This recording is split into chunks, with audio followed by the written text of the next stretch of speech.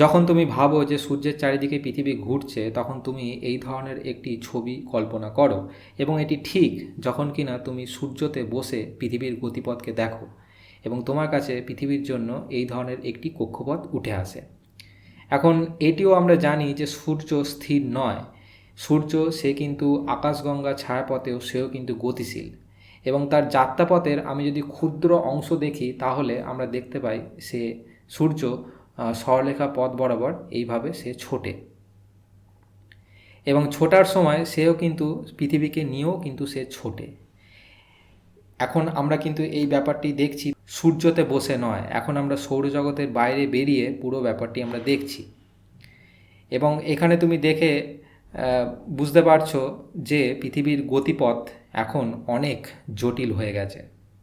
এটি তুমি আরও ভালোভাবে বুঝতে পারবে যদি কিনা আমি পৃথিবীর পায়ের ছাপ যদি দেখাই।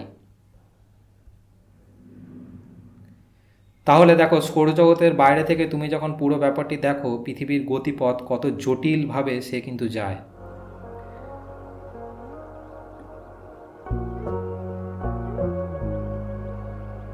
এটি কিন্তু আমরা এখন সৌরজগতের বাইরে থেকে ব্যাপারটি দেখছি, এবং সূর্যের যাত্রাপথের খুব ক্ষুদ্র অংশে যদি আমরা ব্যাপারটিকে দেখি তাহলে পৃথিবীর গতিপথ উঠে আসে আমাদের কাছে এই রকম।